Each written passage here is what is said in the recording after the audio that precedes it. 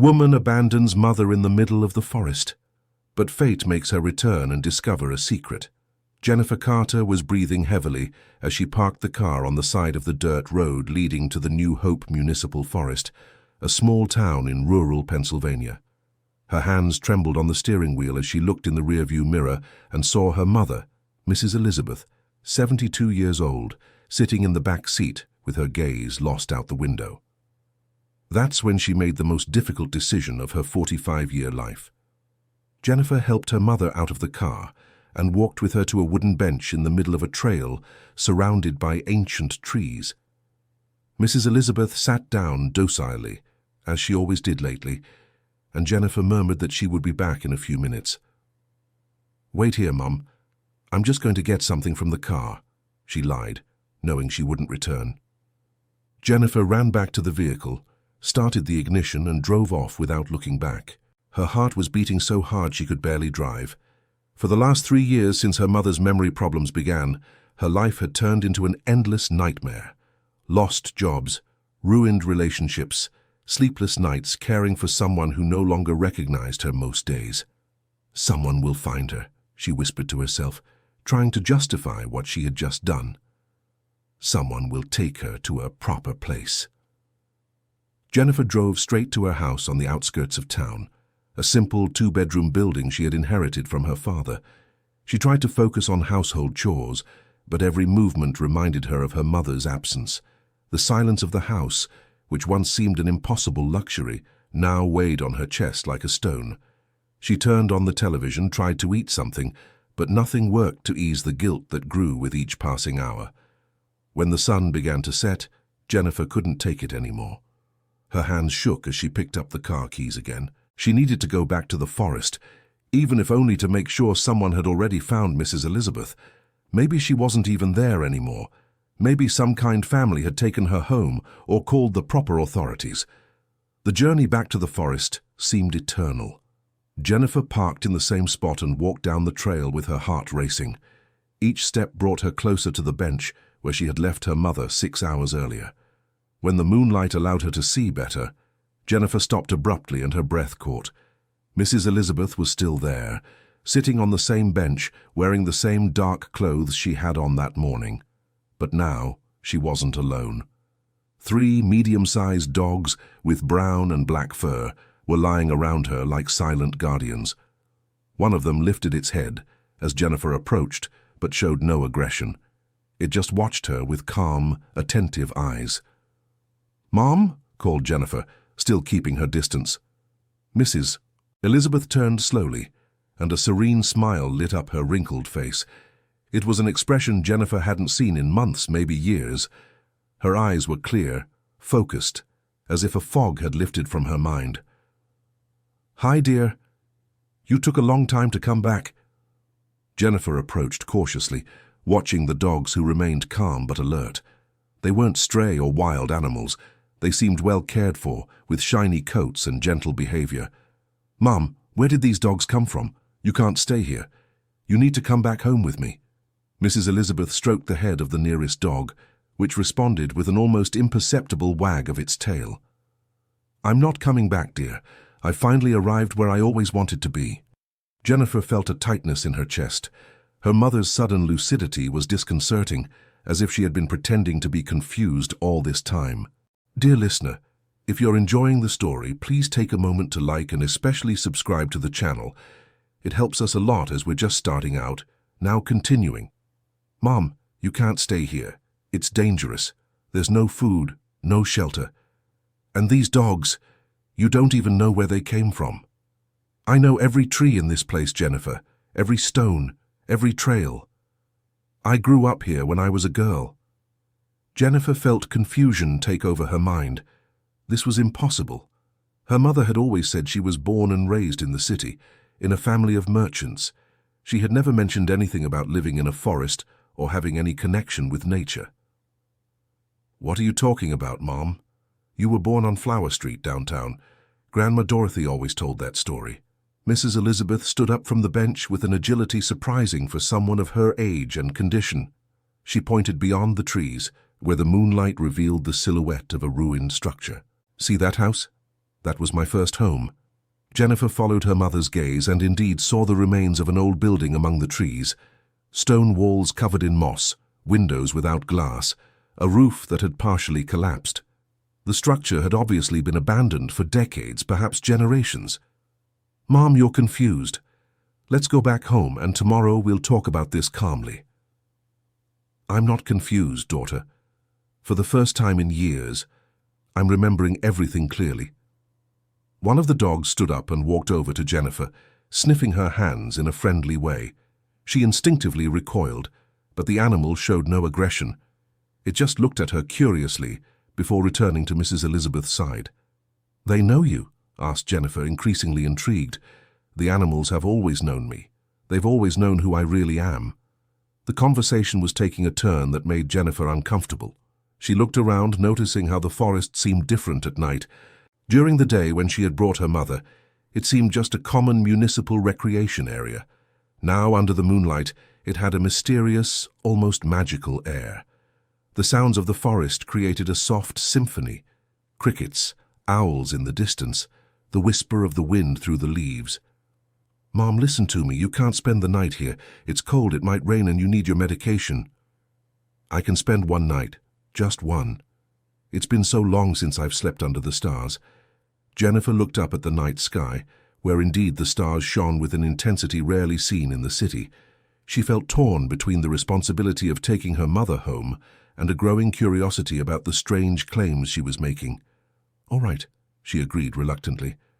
"But just one night, and I'm staying here with you."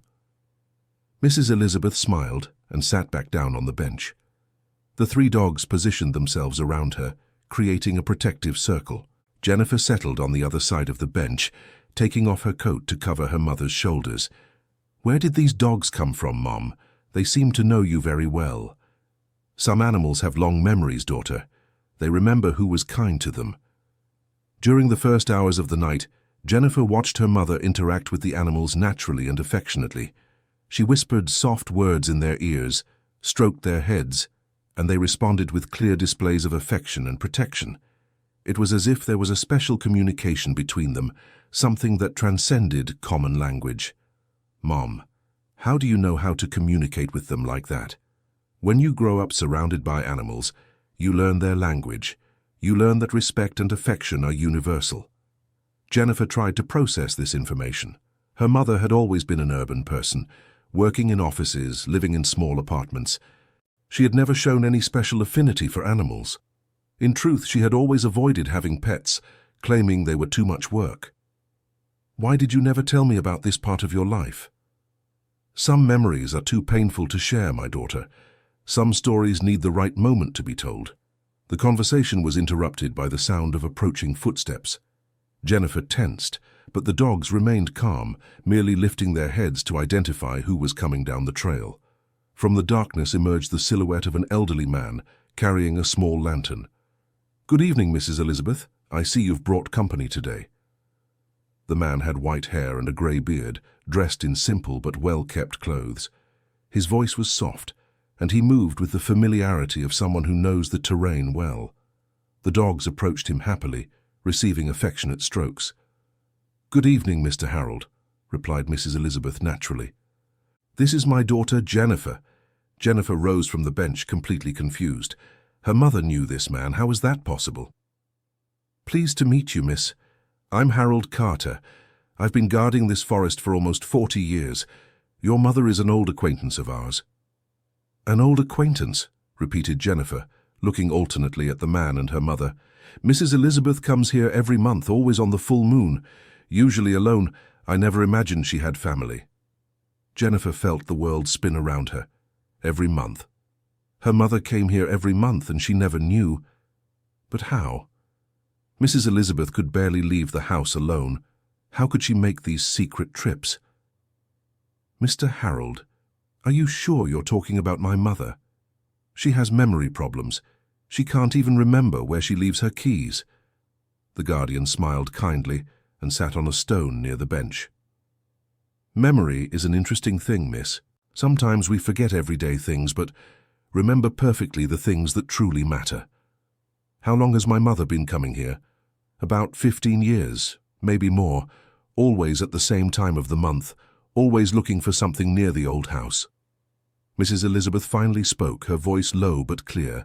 "Looking for answers, Harold. Looking for peace." Jennifer sat down again, trying to organize her thoughts. Had her entire life been a lie? Had her mother been keeping secrets all these years? And how did she manage to get here monthly without anyone noticing? "Mom, how did you get here? You don't drive. There's no way you could come alone." "The bus, my daughter. The intercity bus stops on the main road 2 kilometers from here. It was always easy to get a ride with a local resident." Mr. Harold confirmed with a nod. "Mrs. Elizabeth is known around here. The local folks always helped her get to the forest. Good people, hard-working.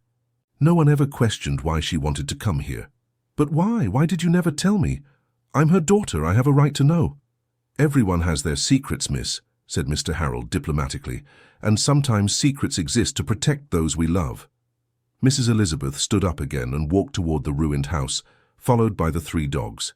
Jennifer and Mr. Harold followed her, the lantern light revealing more details of the old structure. The stone walls were still solid, but windows and doors had long since disappeared. What remained of the roof was covered in vines and moss. "How old is this house, Mr. Harold?" "Hard to say exactly. My grandfather used to say it was already abandoned when he was a child. Over 100 years for sure." Mrs. Elizabeth approached a large tree growing near the structure. It was an old oak tree, with exposed roots spreading across the ground like gnarled fingers. She knelt between the roots and began digging with her hands in the soft earth. "Mom, what are you doing?" "Looking for what I always come to find." Jennifer knelt beside her mother and helped dig. Her fingers soon found something solid buried among the roots. It was a small metal box, the size of a shoebox, but much heavier. The surface was rusted with time, but still sturdy. Mr. Harold illuminated the box with the flashlight, while Mrs. Elizabeth opened it carefully. Inside were yellowed photographs, old documents, and some simple jewelry. Jennifer picked up one of the photographs and gasped. The image showed a young woman, clearly her mother decades ago, holding a baby in her arms. They were in front of the same ruined house, but at the time the building seemed habitable. There were windows with glass, a wooden door, and the roof was intact. "Mom, is this me? When was this picture taken?" Mrs. Elizabeth took the photograph with trembling hands, her eyes filling with tears. "It was taken 45 years ago, my daughter, a few days before we left this place forever." Jennifer examined the photo more closely. The baby in her mother's arms was very small, probably a few months old. But something didn't make sense.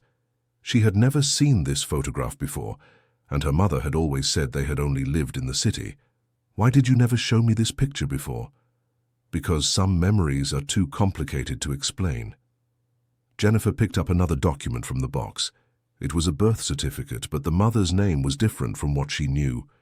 Instead of Elizabeth Carter Silver, the document showed Elizabeth Parker Carter, and the place of birth wasn't the city, but a rural property in the same region where they were now. "Is your real name Elizabeth Parker?" It was. "I changed it to Carter Silver when we moved to the city." "Why?" Mrs. Elizabeth stood up and walked to the remains of the house, touching the stone walls affectionately. "Because we needed a new identity, a new life, and sometimes to protect those we love, we need to leave the past behind."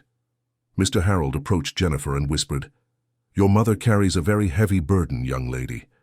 All these years coming here, I always see her kneeling under that tree, whispering something as if asking for forgiveness. Forgiveness for what? Only she can answer that."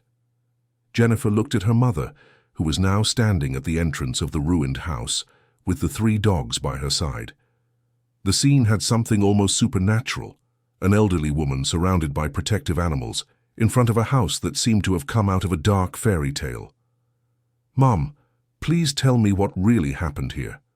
Why did you change your name? Why did you leave this place?" Mrs. Elizabeth turned around, and even in the faint light of the flashlight, Jennifer could see tears streaming down her face. "Because you are not my biological daughter, Jennifer, and I needed to protect this secret to protect you." The world seemed to stop around Jennifer. Her mother's words echoed in her mind like distant thunder. Not a biological daughter? What did that mean?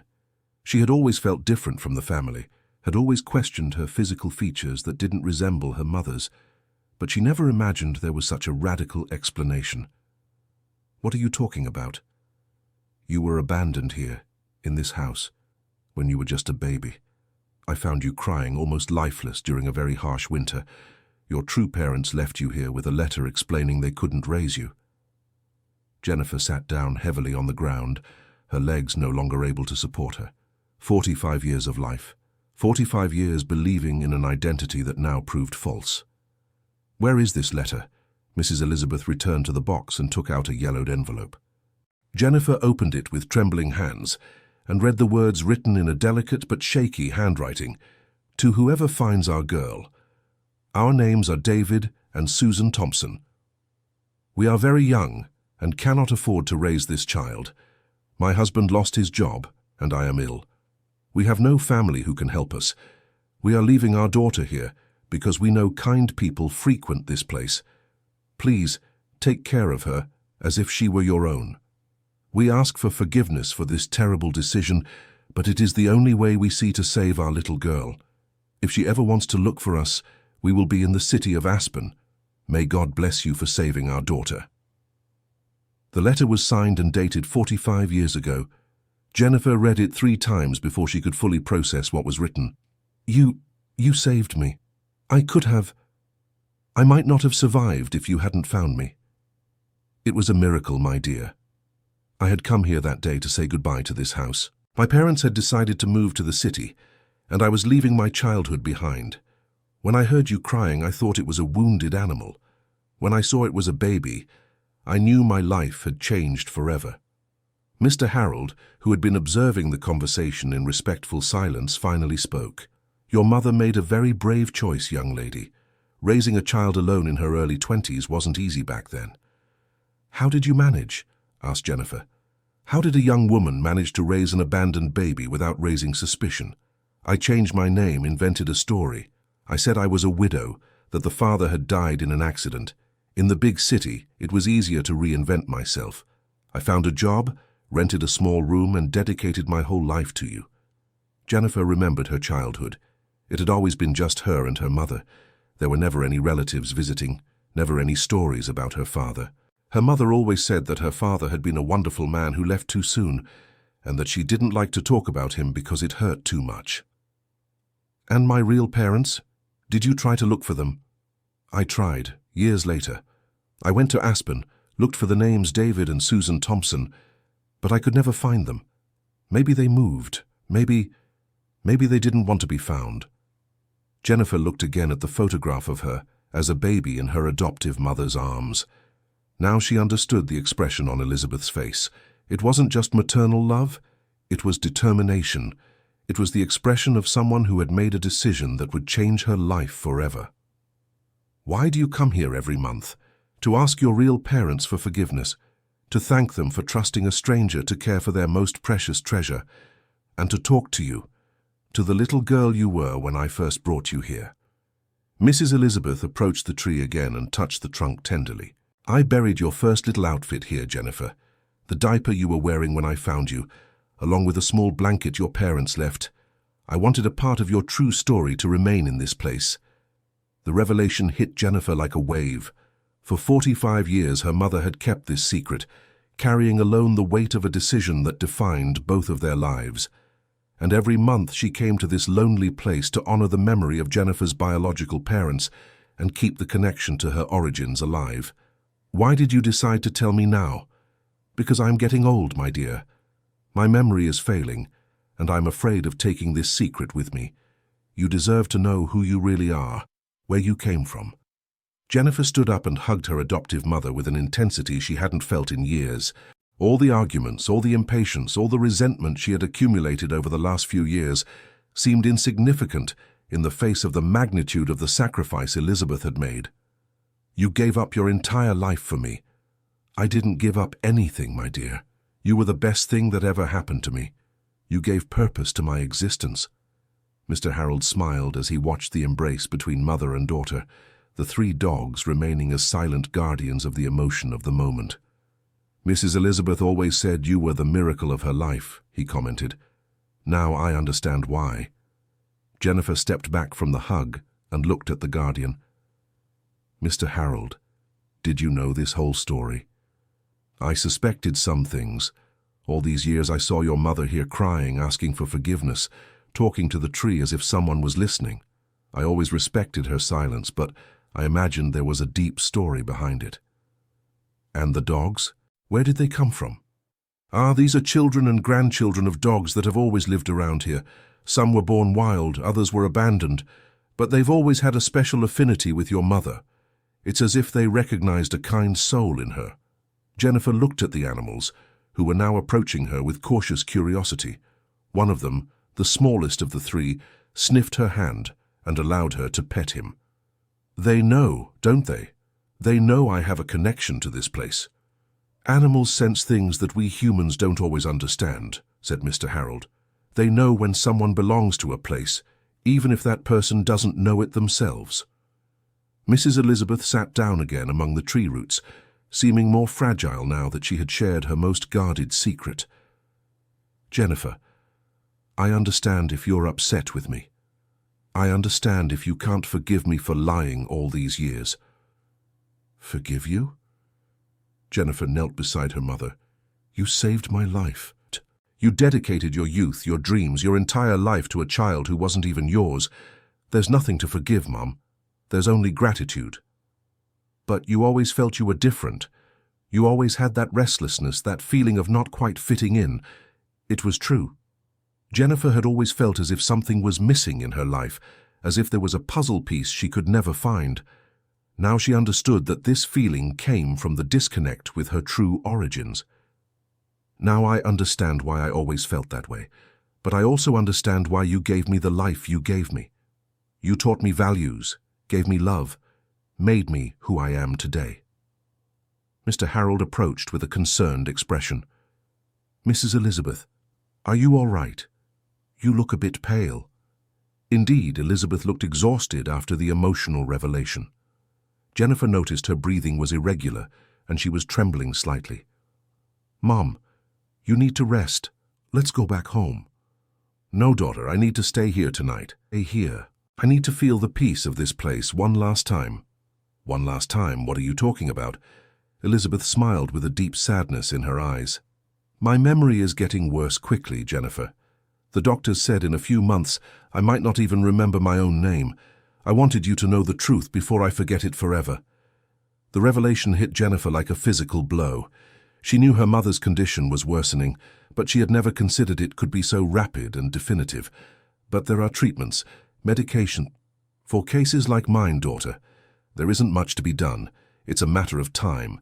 That's why I need you to understand why I did what I did, and why I love you more than any biological mother could. Jennifer felt tears burning in her eyes. For years she had been annoyed by her mother's forgetfulness, by her apparent mental confusion. Now she understood that behind the cognitive deterioration was a woman fighting to keep the most important story of her life alive. Is that why you can remember everything when you're here? This place connects my memories with who I really am. In the city, surrounded by the life we invented, sometimes I myself forget what is reality and what is the story we created. Here, among these trees, everything starts to make sense again. Mr. Harold sat on a nearby rock, clearly moved by the conversation he was witnessing. Mrs. Elizabeth, may I ask a personal question? You never married, never had other children. You dedicated your whole life to Jennifer. I had a few suitors over the years, good men who could have given me a comfortable life. But I always felt my mission was to raise this girl as best as I could. I couldn't divide my attention or my love. Jennifer felt simultaneously grateful and guilty. Her mother had sacrificed the possibility of having her own family, her own dreams, to dedicate herself entirely to an abandoned child. You should have told me sooner, Mom. You could have had your own life too. My life was you, my daughter. Every smile of yours, every achievement, every happy moment I saw in your eyes was worth every sacrifice. One of the dogs got up and walked over to Jennifer, lying down at her feet as if wanting to offer comfort. She petted its head, feeling a strange connection with the animal and with that place. "Mr. Harold, do you know the history of this house? Who lived here before?" "My grandfather used to say it was built by a family of farmers at the beginning of the last century. They raised some animals, grew crops for subsistence, but the family dwindled over time, and eventually the place was abandoned." "And was it always a place where people left children?" "Not that I know of. I think your parents were the pioneers in that. Perhaps they chose this place because it seemed safe, isolated but frequented by kind people."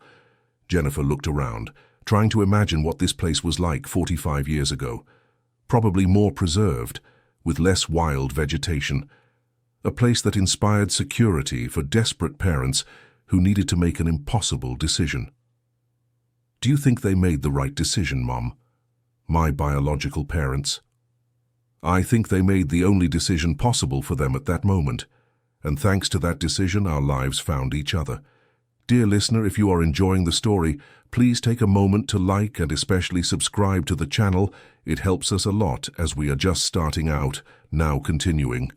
The night was getting late and the cold was beginning to intensify. Mr. Harold had brought some blankets from his nearby cabin, allowing mother and daughter to spend the night in the forest, more comfortably. The dogs positioned themselves strategically around them, offering warmth and additional protection. During the early morning hours, Jennifer remained awake, watching her mother sleep peacefully for the first time in months. Here, in this place, Elizabeth seemed younger, more serene. It was as if returning to her origins had brought peace to her tormented soul. When the sun began to rise, painting the forest with golden and orange hues, Mrs. Elizabeth awoke with eyes clearer and more focused than Jennifer had seen in years. "Good morning, daughter.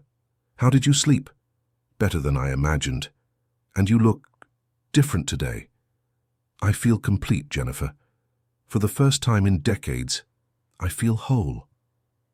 They walked together to the ruined house where Mr. Harold had already lit a small campfire and prepared coffee in a metal pot. The aroma mixed with the smell of the morning in the forest, creating a cozy and familiar atmosphere. "Mrs. Elizabeth, may I ask how you intend to handle the situation now? Jennifer knows the truth. You've reconciled." "I want to spend more time here," Elizabeth replied, without hesitation. "I want Jennifer to get to know this place better, to understand her roots. And I want to use the moments of clarity I still have to share everything I remember." Jennifer took her mother's hand, noticing how it was firmer, warmer than it had been at home. "We can come here regularly. I can organize my life to include these moments, and I can help you," offered Mr. Harold. "I have a small cabin nearby with the basics to host visitors. You will always be welcome." During the following days, Jennifer completely reorganized her routine. She reduced her working hours as a secretary at an accounting office and began dividing her time between the city and the forest. She discovered that her mother became significantly more lucid and calm when in contact with nature. Together, they began gradually restoring the ruined house. Not with the goal of making it habitable, but to preserve the memory of the place where their shared story had begun. Jennifer hired a local mason to stabilize the walls that were at risk of collapse and replaced some of the roof beams. "Why did you decide to invest so much in this place?" asked Mr. Harold one afternoon as he watched Jennifer painting one of the restored windows. "Because now I understand this is my place of origin, not where I was born biologically, but where I was born as the daughter of the woman who raised me. It is here that our true story began." Mrs. Elizabeth, who was sitting in the shade watching the work, smiled with approval. "You are making the house a home again, my daughter. That makes me very happy." During the afternoons in the forest, Elizabeth shared memories of her own childhood in that region. She had grown up as the only child of poor but honest farmers. When her parents decided to move to the city in search of better opportunities, she was about to turn 20 and dreamed of studying nursing. "So you had to abandon your dreams to raise me?" "I didn't abandon them, my daughter. I just transformed them. Instead of caring for strangers in a hospital, I dedicated my life to caring for the most important person in the world to me." The conversations revealed aspects of Elizabeth's character that Jennifer had never fully understood. Her apparent stubbornness about certain things was actually determination. Her tendency to socially isolate herself was a way of protecting the secret she carried. Her reluctance to seek medical help came from the fear that investigations would reveal inconsistencies in her story. Now I understand why you were always so reserved about the past. Every question about our story was an opportunity for me to say something wrong, for our invented story to have holes. It was safer to maintain mystery about certain things. Mr. Harold became a father figure to both, offering practical and emotional support during the process of adapting to the new reality. He knew every trail in the forest, every medicinal plant, every animal that inhabited the region.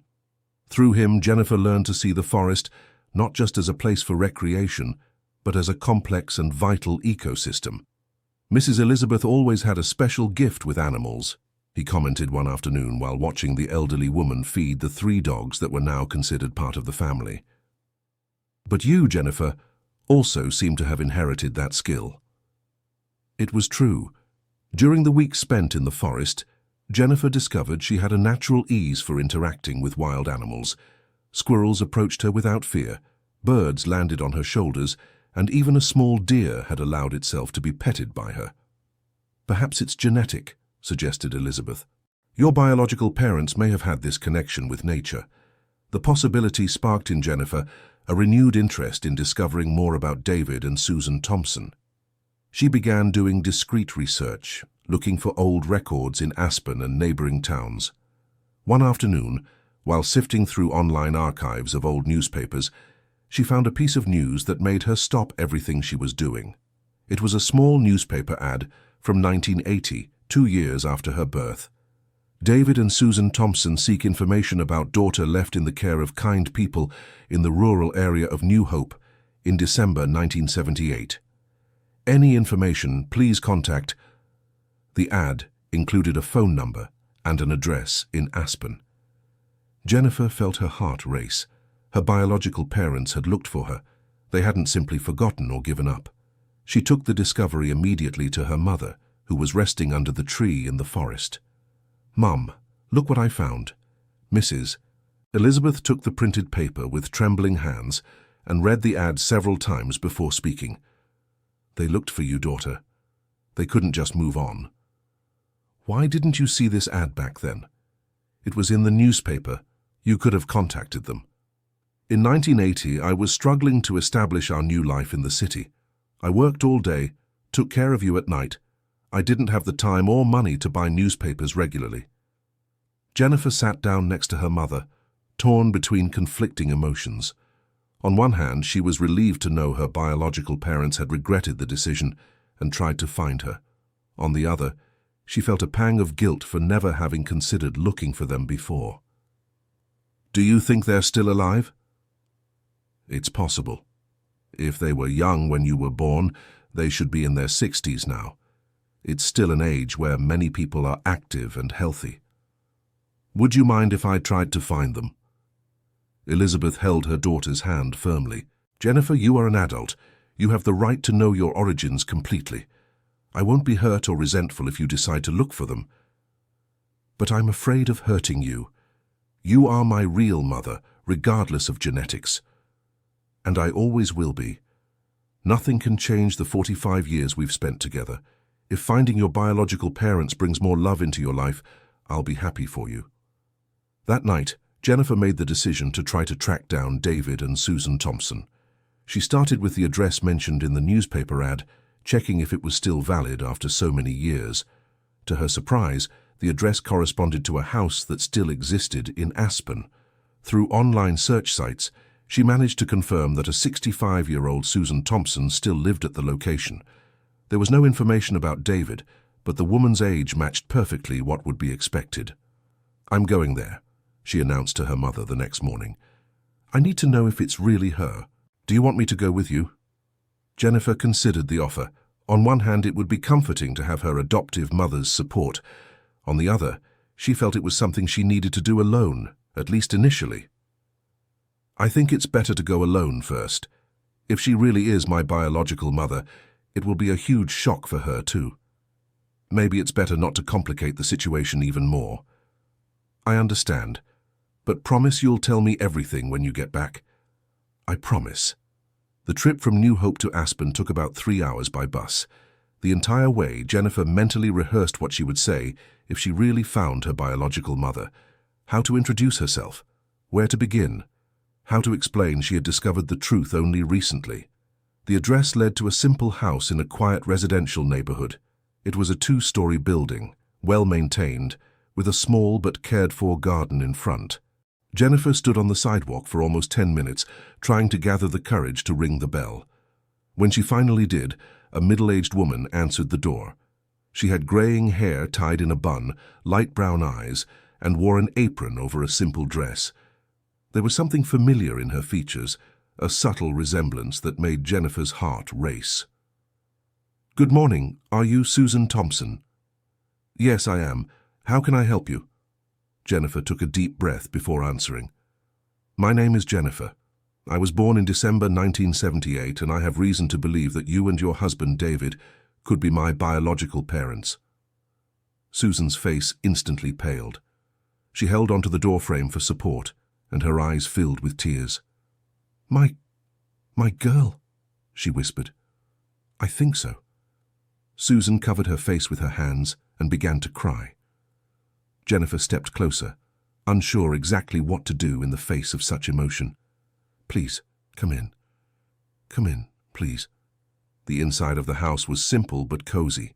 Old but well-kept furniture, family photographs on the walls, the smell of something home-cooked coming from the kitchen. Susan led her to the living room and sat beside her on the sofa, tears still in her eyes. "For 45 years I dreamed of this moment. For 45 years I prayed you would appear at my door. Have you always lived here?" "Yes, I never moved, hoping that one day you would look for us. I placed ads in the newspapers for years, but never got a response." Jennifer looked around the room and noticed there were several photographs of a little girl at different ages, all clearly simulations or representations of how she might have grown up. You imagined what I would look like growing up?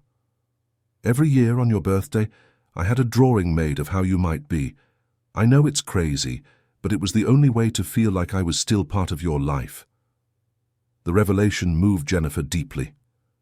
While she grew up thinking her biological parents had simply moved on with their lives, her biological mother had spent decades cultivating her memory and imagining her development.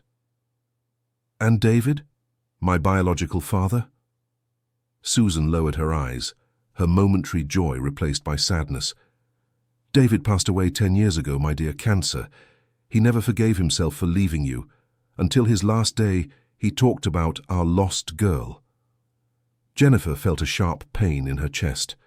Her biological father had died carrying the guilt of abandoning her, never knowing she had been happy and loved. Did he suffer a lot because of the decision? He did. We both did. But we were very young, very poor, and I was very ill. We thought it was the only way to make sure you survived. You were ill? Severe depression after childbirth. Back then, people didn't talk much about it. There was no proper treatment. I couldn't even take care of myself, let alone a baby. The explanation helped Jennifer better understand the circumstances of the abandonment. It hadn't been a selfish or cruel decision, but a desperate attempt by young, resource-poor parents to ensure their daughter's survival. How did you get to that specific forest? David knew the area. He had worked on some farms around there during his teens. He knew it was a place visited by good people, families who went for picnics, young couples. We thought someone would find you quickly. And they did. A woman named Elizabeth, who became my mother. Susan gently held Jennifer's hands. What was she like? Was she good to you? She was the best mother any child could have. She dedicated her whole life to raising me, educating me, loving me. I never lacked for anything that truly matters. Thank God, whispered Susan. All these years, my greatest anguish was not knowing if you were okay, if you had found a loving family. Jennifer spent the next few hours telling her story to Susan, describing her childhood, her studies, her adult life. Susan listened to every word with absolute attention, as if wanting to absorb every detail of the years she had lost. So you had a good life. That's all I could have hoped for. I did. But I always felt like something was missing. Now I understand it was the connection with you with my origins. And your mother, Elizabeth, is she still alive? She is, but she has memory problems. That's why I decided to look for you now. I wanted to know my complete story while it's still possible. Susan stood up and went to a bookshelf, from where she took a decorated box. Inside were letters, drawings, and small gifts she had bought for Jennifer over the years. Every year, I wrote you a letter, telling you about our life, about how much we missed you, and I bought a small gift, imagining what you might like at that age. Jennifer picked up one of the letters and read it. It was emotional and painful at the same time. Words of love, pleas for forgiveness, hopes of reunion.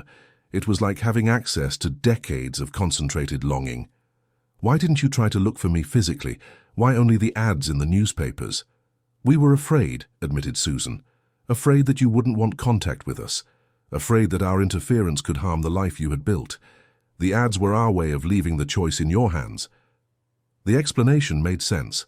Actively searching could have been seen as invasive, especially if Jennifer had been happy with her adoptive family and didn't know the truth about her origins.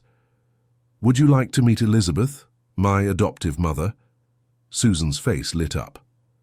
More than anything in the world, I want to personally thank the woman who saved my daughter and gave her the love I couldn't give. Then let's arrange a meeting. I think you two have a lot to talk about. Jennifer spent 2 more hours with Susan, learning stories about her biological family, seeing photographs of her grandparents, aunts, uncles, and cousins she had never met.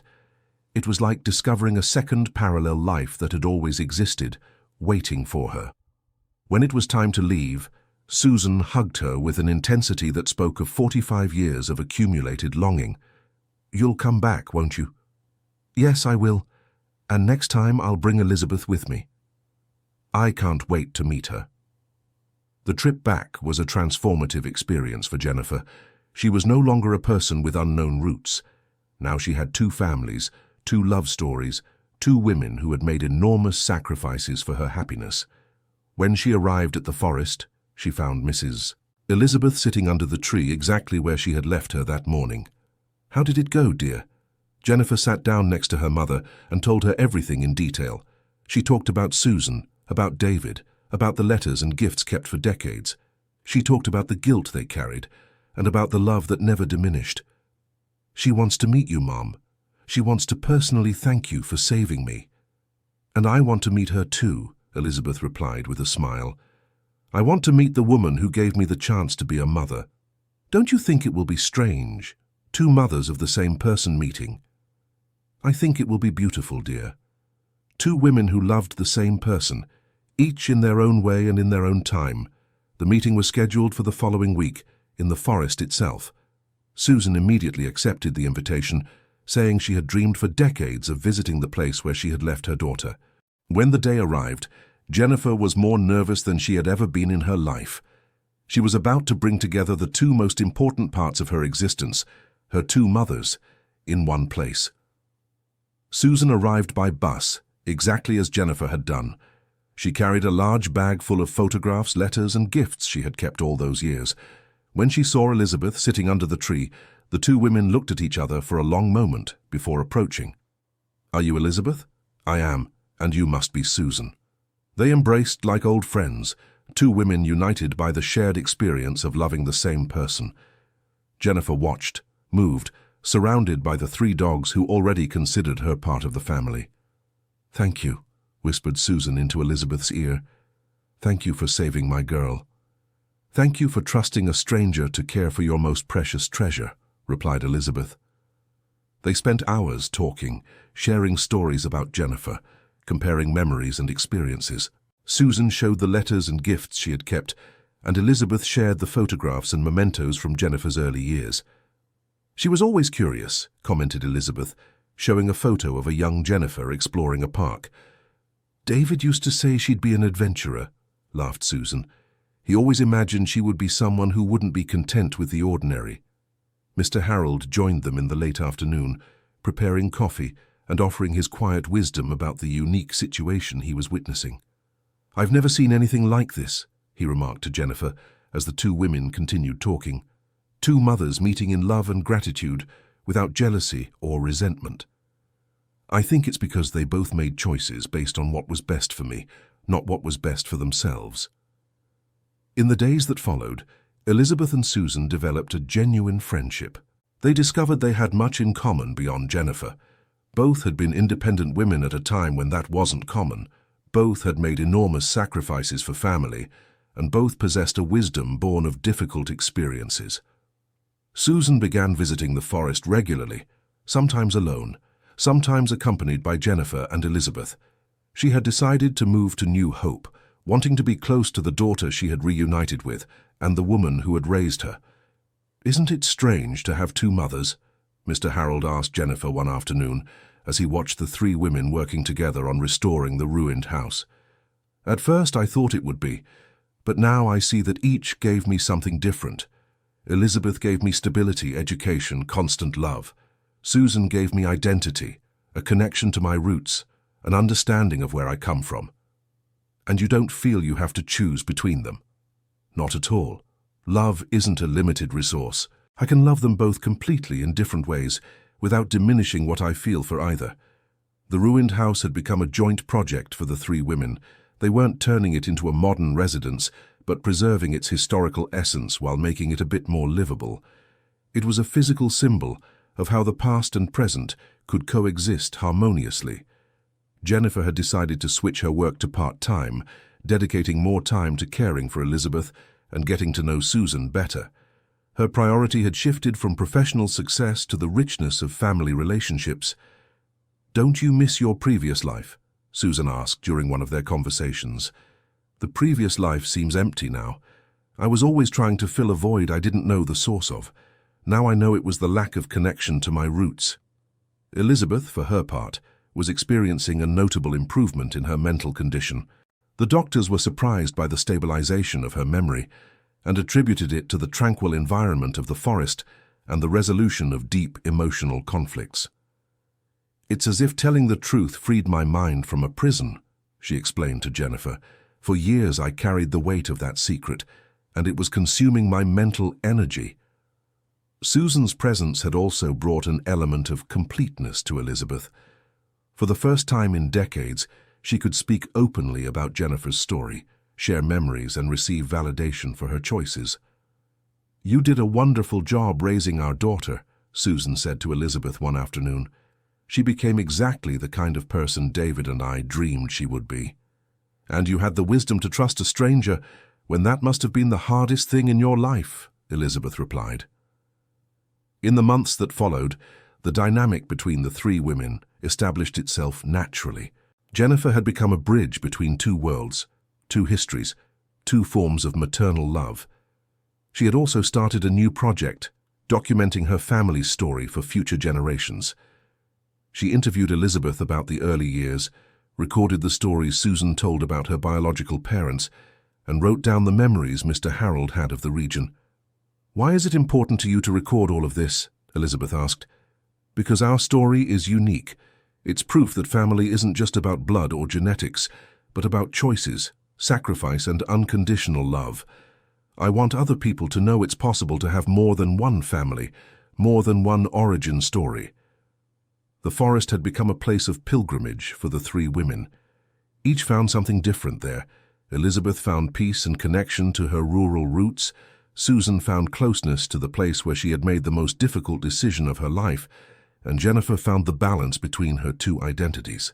The three dogs that had protected Elizabeth that first night now divided their time equally among the three women, as if they intuitively understood they were a complex but united family.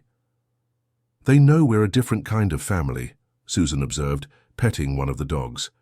"They know our story is special." Mr. Harold had become more than a friend. He was like the patriarch of the chosen family they had created. He offered wisdom when needed, practical support always, and an outside perspective that helped them all keep things in perspective.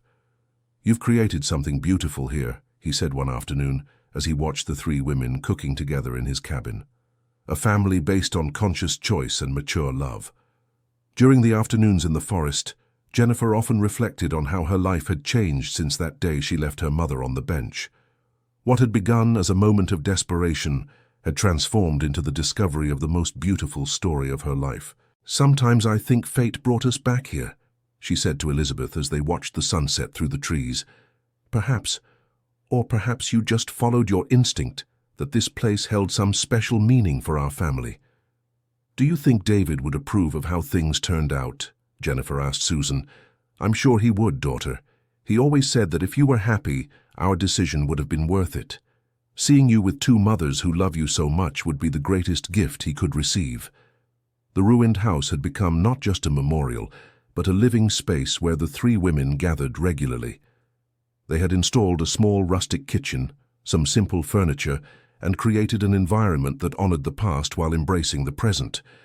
Jennifer had decided to make that place a permanent refuge for abandoned or injured animals. It was a way to honor both the memory of her biological parents and her adoptive mother's love for nature. "It's perfect," Susan said when Jennifer shared the idea. "A place where an abandoned child was saved will now save abandoned animals. It's as if the story is completing itself in a circle." The refugee project brought a new dimension to the three women's lives. They had a common goal, something to build together that would benefit other vulnerable beings. Elizabeth applied her natural intuition with animals, Susan contributed her organizational skills, and Jennifer coordinated the practical and bureaucratic aspects. Mr. Harold offered his experience as a forest guardian, helping to identify which animals needed help and which were fine in their natural habitat. "You are creating something that will last long beyond your lives," he commented. "This place will be known as a sanctuary of love and care." During an especially clear night, when the three were sitting around a small campfire, Susan asked a question that had been on her mind for weeks. "Jennifer, do you hold any resentment toward us, toward me and David for having abandoned you?" Jennifer considered the question carefully before answering. "No, Mom. How can I resent a decision that resulted in me having the wonderful childhood I had? How can I not be grateful that you gave me into the care of the perfect woman to raise me? But you missed the chance to know us while David was still alive. That's true, and it saddens me. But I also understand that everything has its time. If we had met earlier, perhaps I wouldn't have been mature enough to understand the complexities of our situation." Elizabeth, who had remained silent during the conversation, finally spoke. "Jennifer learned something many people never learn, that love is not possession. She can love both of us without feeling she needs to choose or compare. And I learned that by watching you two," replied Jennifer. "You showed that it's possible to share love without diminishing it." The seasons changed, and with them, the dynamic of the small family continued to evolve. Susan had moved permanently to New Hope and rented a small house in town, allowing her to visit the forest daily. Elizabeth had decided to spend most of her time between the forest and the city, depending on how she felt each day. Jennifer had found a new balance in her life. She worked only as much as necessary to support her basic needs and dedicated the rest of her time to being with her two mothers and developing the animal sanctuary. "Don't you feel you're wasting your professional skills?" asked a former co-worker who visited her.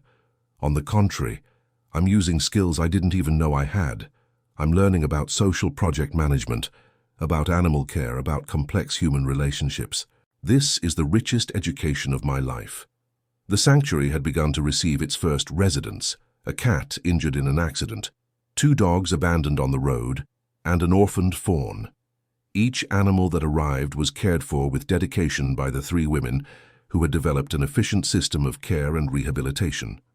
Elizabeth had revealed a special talent for communicating with traumatized animals, managing to calm them and gain their trust in an almost magical way. "How do you do that, Mom?" "I think it's because I understand what it feels like to be lost and scared. When you've been through that, you learn to recognize it in others." Susan contributed with her infinite patience and practical skills. She had learned to prepare homemade medicines for the animals and to create comfortable recovery environments. Mr. Harold had become the group's informal veterinarian, using decades of experience observing wild animals to diagnose problems and suggest treatments. "You make an impressive team," commented the town's official veterinarian when he visited the sanctuary. "I've never seen animals recover as quickly as they do here." "It's because they feel the love," explained Jennifer. Just as I felt loved by the two mothers who cared for me, these animals feel they are in a safe place. During a nighttime conversation, Elizabeth made a confession that surprised both Jennifer and Susan. Sometimes I feel guilty for having been so happy all these years, knowing that you two were suffering from the separation. You shouldn't feel guilty, Susan protested immediately. Your happiness caring for Jennifer was exactly what David and I hoped for when we made our decision. And my happiness also came from knowing that somewhere there were two people who loved me enough to make the hardest decision of their lives, added Jennifer. You don't understand, continued Elizabeth. All these years, I had the gift of watching Jennifer grow up, of being part of every achievement, every important moment. Meanwhile, you lived only with memories and hopes. But now we have the gift, said Susan softly.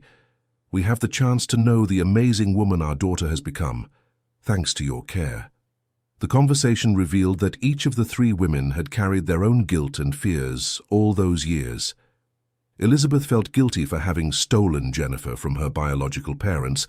Susan felt guilty for having abandoned her daughter. And Jennifer felt guilty for having taken so long to discover the truth and reunite her family. Perhaps it's time we all forgive ourselves, suggested Mr. Harold, who had been listening to the conversation. You all did the best you could with the information and resources you had at the time. The animal sanctuary had grown and begun to attract attention from other towns in the region. Families brought injured or abandoned animals, knowing they would find specialized care and genuine love. Jennifer had created a small website for the sanctuary where she documented the recovery stories of each animal and shared the care philosophies they had developed. Our approach is based on the belief that all beings deserve a second chance, she wrote in one of the posts. Just as I received a second chance through the love of a woman who found me abandoned, these animals receive a second chance through our care. The story of the sanctuary and the unconventional family that ran it had begun to inspire other people. Jennifer received letters and emails from people who had gone through similar situations, adoptions, abandonments, complex families. You have shown that family isn't about blood or genetics, but about choice and commitment, wrote a young woman who had been adopted and struggled to accept her story.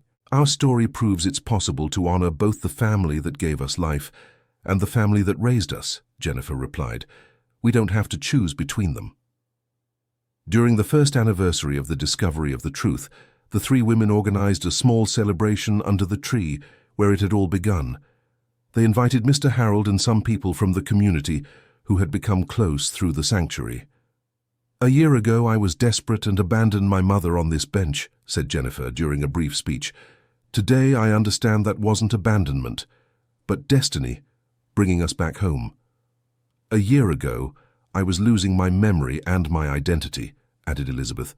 Today I am more myself than I have been in decades. A year ago I lived only with the hope of one day reuniting with my daughter, said Susan. Today I have not only reunited with her, but I discovered she had a wonderful second mother who has become my dear friend. The celebration was simple but deeply meaningful. There was soft music played by a local musician, homemade food prepared by the three women, and stories shared by all present about how the sanctuary and the family had impacted their lives. The sanctuary animals seemed to sense the special energy of the day, behaving exceptionally calm and affectionate. The three original dogs, now considered the sanctuary's founders, received special attention as the family's first guardians. That night, after the guests had left, and only the three women remained seated around the campfire, Jennifer made an announcement she had saved for the right moment. I want you both to know I've decided to change my surname officially. To what? Asked Elizabeth and Susan almost simultaneously. To Carter Thompson Silver. I want to carry the names of the two families that made me who I am. The tears in her two mothers' eyes were all the approval she needed. It was a perfect symbol of how she had chosen to honor every part of her story without denying or diminishing any of it. You've always been wise beyond your years, commented Elizabeth. I learned from the two best teachers possible, replied Jennifer. In the months that followed, the family's life settled into a comfortable rhythm. Mornings were dedicated to animal care, afternoons to sanctuary and restored house maintenance, and evenings to conversations and planning for the future. Elizabeth had become the expert in animal behavioral rehabilitation, using her natural intuition and endless patience to help traumatized creatures trust humans again. Susan had taken on responsibility for the sanctuary's administration, organizing donations, controlling expenses, and keeping detailed records of every animal under their care. Jennifer coordinated everything, but she had also begun to formally study veterinary medicine through distance learning courses, wanting to add technical knowledge to the practical wisdom she was acquiring. Mr. Harold continued as the group's spiritual guide, offering perspective when needed and sharing his decades of experience with nature. "You've created something unique here," he said during one conversation, "a place where wounded animals are healed by humans who are also healed by finding each other." The observation was profound and true. The sanctuary had become both a place of healing for the animals and for the people running it. Every animal that recovered was a validation that love and care could overcome trauma and abandonment. During a particularly peaceful afternoon, while watching an orphaned fawn playing with the dogs, Susan made a reflection that perfectly summarized their journey. "When David and I left our baby in that forest 45 years ago, we never imagined that one day we'd be here caring for other orphans alongside the daughter we thought we'd lost forever." "Life has a mysterious way of connecting dots that seemed random," replied Elizabeth. "Every decision, every coincidence brought us to this moment. And now we have the responsibility to use our experience to help others going through similar situations," added Jennifer. The sanctuary had begun receiving visits from school groups who came to learn about animal care and also about different types of family. Jennifer always made a point of telling her story to the children, adapting it for different ages. "Family can be formed in many different ways," she explained to a group of 10-year-olds. "Some people have a mom and a dad, others have 2 moms or 2 dads. Some are raised by grandparents, and some, like me, have 2 mothers who loved them in different ways." The children always asked interesting and insightful questions, which often led Jennifer to see her own story from new angles. "Do you love both mothers the same?" asked one girl. "I love them both completely, but in different ways," replied Jennifer. "It's like loving a brother and a cousin. You don't love one any less because you love the other." "And they don't get jealous of each other?" asked a boy. "At first I thought they would, but I found that when love is true, there's no room for jealousy. They're happy because I'm happy." These school visits had become one of the 3 women's favorite activities. Seeing children absorb lessons about love, family, and animal care was extremely rewarding. One of the teachers who brought her class commented, "You are educating an entire generation about what family really means. These children will grow up with a much broader and more tolerant understanding of different family structures." The sanctuary's impact had expanded far beyond animal care. It had become an informal community center where people with complex family histories found support and understanding. One afternoon, a middle-aged woman arrived at the sanctuary carrying an injured cat. But it was clear she needed more than just veterinary care for the animal. "I'm going through a difficult divorce," she told Jennifer. "My children are confused about our family falling apart. When I heard your story, I thought maybe you could help me explain to them that family can be redefined without losing love." Jennifer invited her to stay for dinner and share her experiences with Elizabeth and Susan. The woman left a few hours later with a completely new perspective on how to navigate her complex family situation. "You showed me it's possible to keep love even when the family structure changes," she said as she left. "I'll use your example to help my children understand our new reality." Cases like this had become common. The sanctuary had become known not only for its exceptional animal care, but for being run by a family that demonstrated in practice that love can transcend conventional structures. During the coldest winter nights, the 3 women gathered in the restored house, which now had proper heating and comfortable furniture. They spent these hours sharing stories, planning improvements for the sanctuary, and simply enjoying each other's company. "Sometimes I have to pinch myself to believe this is real," said Susan during one of these nights. "For 40 years I dreamed of something like this, but I never imagined it would be so perfect. And I spent decades dreading the day I would have to tell Jennifer the truth," added Elizabeth. "I never imagined the truth would bring so much peace and unity instead of pain and separation." "Maybe because we waited for the right moment," suggested Jennifer. Maybe we all needed to mature to the point where we could handle the complexity of our situation. The three women had developed a morning routine that had become almost ritualistic. They would meet at dawn under the tree where the box with the photographs had been buried, have coffee together, and plan the day's activities. It was during these moments that they had their deepest conversations and made the most important decisions about the sanctuary and their lives. "This tree has become like the center of our family," observed Elizabeth one morning. "It's where everything began, it's where we gather, it's where we find peace." "We should create some kind of memorial here," suggested Susan, "something that honors not only our story, but all the families who have gone through similar situations." The idea evolved into a broader project, to create a memorial garden where families with stories of adoption, abandonment, reunion, or other complexities could plant a tree in honor of their journey. "It would be like a forest of family stories," Jennifer explained to Mr. Harold. "Each tree would represent a family that found its own form of love and union. Dear listener, if you're enjoying the story, please take a moment to like and especially subscribe to the channel. It helps us a lot as we're just starting out." Now continuing, the Memorial Garden project caught the attention of a national adoption organization, which offered partial funding in exchange for permission to use the location as a research center on unconventional family dynamics. "It would be an honor," said Jennifer during the meeting with the organization's representatives. "Our story is just one among millions, but if it can help other families find their way, we want to share it." The project brought a new dimension to the sanctuary. Beyond caring for animals, they now also offered support and guidance for families navigating complex situations of adoption, reunion, or family redefinition. Elizabeth, who had developed a special wisdom about building emotional bonds, became an informal counselor for adoptive parents struggling with insecurities about their role. "Love doesn't come from blood," she would often say. "It comes from the conscious choice to care for, protect and nurture another person day after day, year after year." Susan, with her unique experience as a birth mother who had placed a child for adoption, offered valuable perspective to women facing similar decisions. "The most difficult decision can also be the most loving one," she explained gently.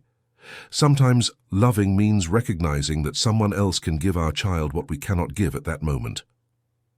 Jennifer coordinated the support programs, but had also become a role model for adopted children struggling with issues of identity and belonging. "You can honor both the family that gave you life and the family that raised you," she advised. "It's not a betrayal to love them both. It's wholeness." The Memorial Garden was inaugurated 2 years after the family's reunion, in a ceremony that attracted families from across the country.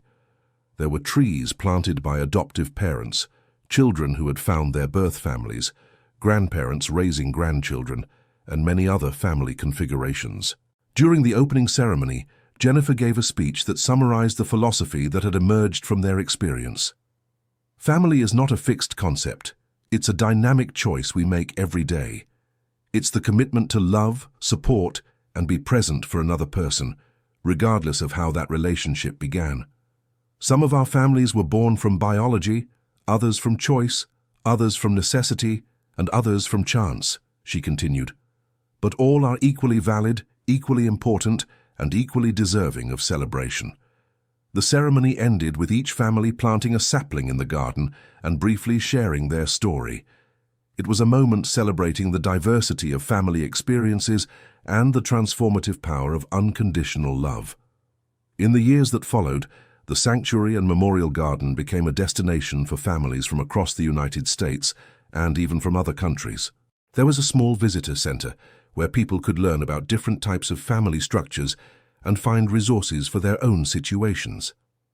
Elizabeth, now 78 years old, had become an almost legendary figure among the visitors. Her wisdom about building emotional bonds and her story of maternal sacrifice inspired people of all ages. Her memory condition had stabilized completely, and the doctors attributed this both to the peaceful environment and to the resolution of the emotional conflicts she had carried for decades. "It's remarkable," commented her neurologist during a follow-up appointment. "We rarely see such complete stabilization in cases of cognitive decline. Her mind has found peace, and that is reflected in her neurological health. At 70, Susan had become the official administrator of the complex, managing not only the sanctuary's operations, but also the family support programs and the memorial garden. Her organizational experience and unique perspective as a biological mother who had gone through the process of placing a child for adoption made her an ideal administrator. Jennifer, now 50, had graduated as a veterinarian and obtained specializations in animal-assisted therapy and family dynamics. She divided her time between caring for the sanctuary's animals, offering consulting to other similar organizations, and writing about her experiences. Her first book, Two Mothers, One Story, How I Discovered Family is About Choice, had become a bestseller and was being translated into several languages. "I never imagined our personal story could help so many people," she commented during an interview. "But I receive letters daily from families who found inspiration in our journey." Mr. Harold, now 85 but still active, had become the official guardian of the memorial and the resident storyteller. He knew the story of every family that had planted a tree and often guided visitors through the garden, sharing these stories with sensitivity and wisdom. "Each tree here represents love's victory over circumstances," he would tell visitor groups. "Some of these families went through unimaginable tribulations, but they all found their way to wholeness." The sanctuary had expanded to include not only injured or abandoned animals, but also an animal-assisted therapy program for families going through difficult transitions. Children in the adoption process, kids dealing with parental divorce, or families navigating other changes found comfort and stability through interaction with carefully selected and trained animals. "Animals don't judge the complexity of our family situations," Elizabeth explained during one of the workshops. "They offer unconditional love, which is exactly what families in transition need to feel." One of the most successful programs was for children who had recently been placed in foster families. They spent time at the sanctuary learning to care for animals that had also been abandoned and rescued, creating an empathetic connection that facilitated their own emotional healing. It's amazing to see how a child who feels rejected can find purpose and value by caring for an animal that went through a similar experience, observed Susan during a staff meeting.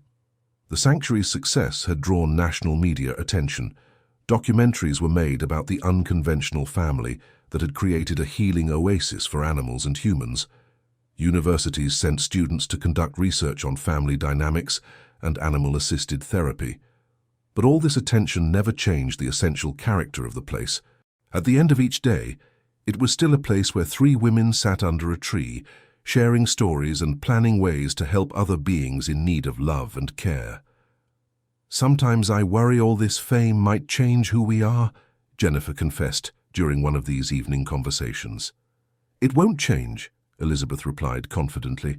"Our mission remains the same, to offer love to those in need, whether animals or humans. The size of our audience doesn't change that."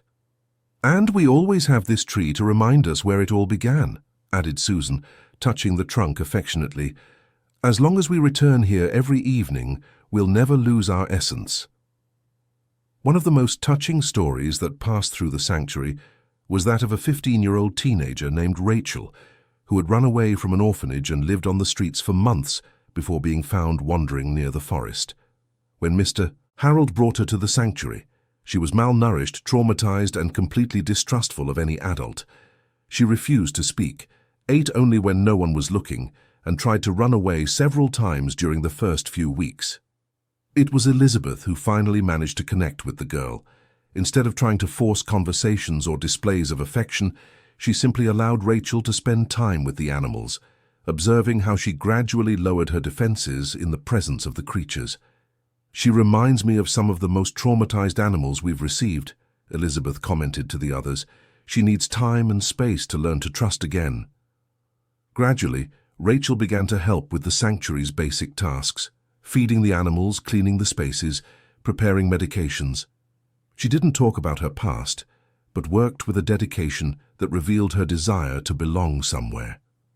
It was Susan who noticed that Rachel always gravitated toward the youngest and most vulnerable animals, showing a special tenderness with orphaned babies. "She sees herself in them," she observed. She's caring for the wounded part of herself by caring for these little ones. After 2 months at the sanctuary, Rachel finally spoke about her story. She had been abandoned at an orphanage as a baby, gone through several adoptive families that didn't work out, and eventually ran away when she turned 15, preferring the uncertainties of the street to the constant rejections from families who returned her to the system. "I never had a real family," she said to Jennifer during a nighttime conversation. "I was always just a problem no one could solve." "I felt that way for a long time too," replied Jennifer. "I always felt like I didn't quite fit anywhere. Until I discovered that family isn't about fitting into a pre-existing mold, but about creating new molds that work for specific people." Rachel's story resonated deeply with the 3 women who saw in her a younger and more wounded version of themselves. They made the joint decision to offer Rachel not just temporary shelter, but the opportunity to become part of their unconventional family. "We want you to know you have a place here for as long as you want or need," Elizabeth said to the girl. "Not as charity or obligation, but because you've become part of who we are." "You don't even really know me," protested Rachel. "You don't know if I can be trusted or if I'll cause trouble." "We didn't really know each other when we decided to become a family," replied Susan. "Family is something you build day by day, not something you inherit ready-made." Rachel stayed at the sanctuary, initially distrustful of the offer, but gradually accepting that she had found people who understood that family can be created through choice and commitment rather than just biology or legal documents.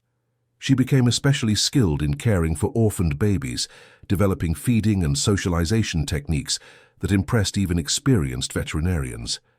Her maternal instinct with young animals was remarkable, probably intensified by her own experience of abandonment and search for care. "Rachel has a special gift," commented the town's veterinarian after watching her work. "She instinctively understands what orphaned babies need to develop healthy and confident." Over time, Rachel began to share more of her story and her dreams. She had dropped out of school when she ran away from the orphanage, but showed exceptional intelligence and a thirst for learning. Jennifer arranged private lessons for her, and Elizabeth and Susan contributed practical teachings about administration, animal care, and human relations. "I want to study veterinary medicine too," announced Rachel after a year at the sanctuary. "I want to have scientific knowledge to complement what I'm learning in practice." "Then let's make that possible," replied Jennifer without hesitation. "You can study through the same courses I took, and when you're ready, you can take the college entrance exam in person." Rachel's presence brought a new energy to the sanctuary. Her youthful perspective and her unique experience with abandonment and rejection added valuable dimensions to the family support programs. She became especially effective at connecting with teenagers who visited the sanctuary, dealing with issues of identity and belonging. "Rachel understands the anger and distrust that many young people feel," observed Elizabeth. "She can speak to them as an equal, not as an adult trying to convince them of something." During the evenings, the extended family would gather under the tree for their traditional conversations. Rachel initially just listened, but gradually began to share her own reflections and insights. "You saved my life," she said during one of these conversations. "Not only did you give me shelter, but you showed me it's possible to belong somewhere without having to change who you are." "And you showed us that our family still had room to grow," replied Susan. "You proved that love isn't limited by age or circumstances." The addition of Rachel to the family created an interesting new dynamic. She represented a 4th generation in the family structure. Elizabeth as the matriarch who had raised Jennifer, Susan as the biological mother who had found her daughter again, Jennifer as the daughter who had become a bridge between 2 families, and now Rachel as the young woman who had been welcomed by all of them. "We're like a family tree that grows horizontally instead of just vertically," observed Rachel with her characteristic insight. "We don't follow the traditional rules of how families are formed." Mr. Harold, observing the family's evolution, commented, "You've demonstrated that family is a living organism that can adapt and grow as needed. You started as 2 women and a discovery, and now you're a community impacting hundreds of lives." The 5th anniversary of the original discovery was celebrated with a larger celebration that included not only the immediate family, but also many of the families who had planted trees at the memorial and people whose lives had been touched by the sanctuary. Rachel organized a special presentation where orphaned puppies that had been rehabilitated at the sanctuary were temporarily reunited with their adoptive families. It was a powerful visual demonstration of how love and care can transform abandonment into belonging. These animals began their lives rejected or lost, explained Rachel to the audience. But through patient care and unconditional love, they learned to trust again and found families that value them exactly as they are. That's exactly what happened to me, she added, with an impressive maturity for her 16 years. And it's what can happen to anyone who feels lost or rejected. Family isn't something you inherit, it's something you find and build. Rachel's speech deeply moved the audience. Many visitors commented afterward that hearing a young woman who had experienced abandonment speak about love and belonging with such wisdom had changed their perspectives on their own family situations. Rachel has become a powerful spokesperson for our mission, commented Jennifer. She can articulate complex concepts about family and belonging in a way that resonates especially with young people. During the sanctuary's 6th year of operation, they received a special visit from an international delegation studying innovative models of family and animal care. The group included researchers from universities in several countries and representatives from animal and family welfare organizations. "You've created something unique here," said the delegation leader during her final presentation. "The integration between animal care and family support, led by a non-conventional family, represents a model that could be replicated in other cultural contexts." "Our hope is exactly that," Elizabeth replied during the Q&A session. "If our experience can inspire other families to embrace non-traditional configurations or help other communities create similar healing spaces, we will have fulfilled our greater purpose." The visit resulted in invitations for Elizabeth, Jennifer, Susan, and Rachel to share their story at international conferences. They accepted selectively, always prioritizing the sanctuary's operation and the direct care of animals and families in need. Fame should never replace the real work, was a principle they all held.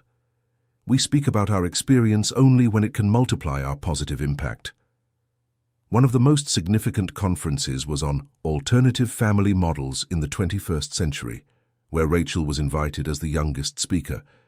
Her presentation on growing up in a family created by choice rather than biology received a standing ovation. "Family is an evolving concept," she told an audience of hundreds of experts. "Younger generations are creating families based on shared values, mutual support, and unconditional love, rather than just following traditional structures.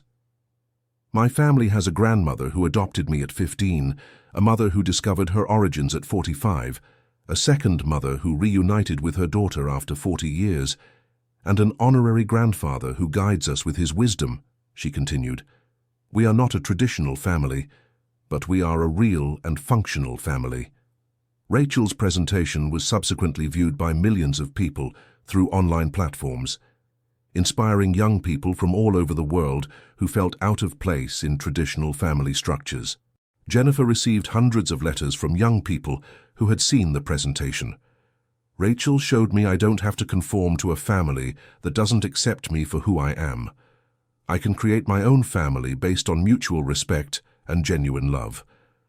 I always felt guilty for not connecting with my biological parents. Now I understand I can honor them without sacrificing my own happiness. Your family gave me hope that I can find my place in the world, even if it's different from what society expects."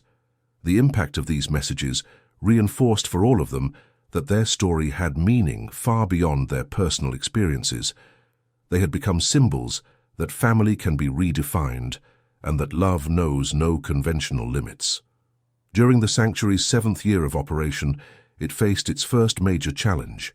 A severe drought affected the region, drastically reducing the natural water sources they depended on. Simultaneously, the number of abandoned animals had increased significantly due to economic hardships that led families to be unable to keep their pets. "We are operating at almost double the normal capacity with half the usual water resources," Susan reported during a family crisis meeting. "We need to make difficult decisions." The first option was to temporarily reduce the number of animals they could accept, sending some to other sanctuaries. The second was to make emergency adaptations to expand their care capacity. "We can't just send animals away when they need us most," Rachel said firmly. "It's exactly when things get tough that true love is tested." "But we also can't compromise the quality of care we offer," Jennifer argued. "It's better to care well for fewer animals than to care poorly for many." Elizabeth, who had remained silent during the debate, finally spoke. "When I found Jennifer abandoned in that forest, my financial situation was precarious. I could have said I wasn't in a position to raise a child. But when you love, you find a way to do what's necessary." Her observation changed the tone of the discussion. Instead of debating whether they could care for more animals, they began to plan creatively how they could do it. Rachel suggested a temporary foster family program where people in the community would care for some animals in their homes during the crisis, with the sanctuary providing technical and veterinary support. Susan proposed a fundraising campaign specifically for water infrastructure, including drilling an artesian well and installing rainwater harvesting systems. Jennifer coordinated partnerships with local veterinarians to offer volunteer services, reducing medical costs and allowing them to care for more animals without compromising quality. Mr. Harold contributed his knowledge about water sources in the region, identifying natural springs that could be used with the owner's permission. The crisis period, which initially seemed like a threat to the sanctuary, transformed into an opportunity to demonstrate the values they preached. The local community mobilized impressively to support the sanctuary. Families who had been touched by the family support programs offered their homes as temporary shelters for animals. Local business owners donated materials for building new facilities. University students volunteered for work shifts. "Our extended family is showing up when we need it," observed Susan during a particularly difficult night of the crisis. "It's proof that when you plant love in the community, it grows and returns multiplied." The crisis lasted 6 months, but the sanctuary not only survived but emerged stronger and with a broader support network. The temporary foster family program became permanent, allowing them to care for more animals sustainably. The new water infrastructure made them independent of the region's natural sources, ensuring stability for future droughts. And the network of volunteer veterinarians expanded to include specialists from several neighboring towns. "We've grown not only in size but in resilience," commented Rachel during a post-crisis evaluation meeting. "We learned that our family and our mission are bigger than we imagined." The 8th anniversary was celebrated with the inauguration of new facilities built during the crisis, including an expanded educational center and dormitories for long-term volunteers. The sanctuary could now host students and researchers who wanted to spend weeks or months studying their methodologies. "We are becoming not just a sanctuary but a training center," said Jennifer during the opening ceremony. "People come here to learn not only about animal care, but about how to build communities based on love and acceptance." One of the first long-term residents was a young researcher named Dr. Rebecca Carter, a specialist in animal-assisted therapy, who came to study the unique methodologies they had developed.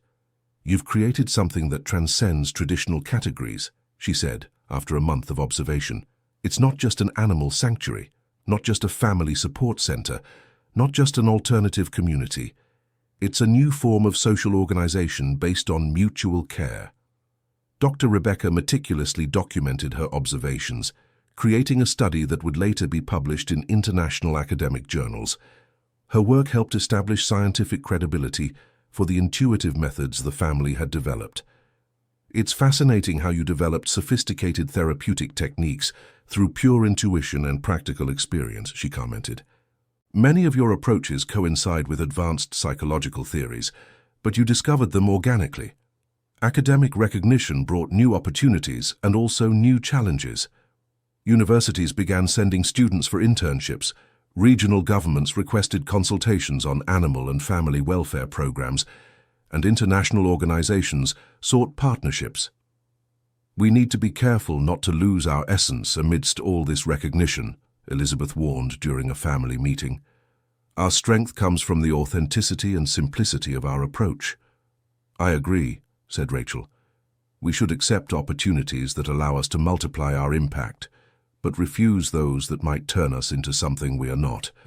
This philosophy guided their decisions about partnerships and expansion.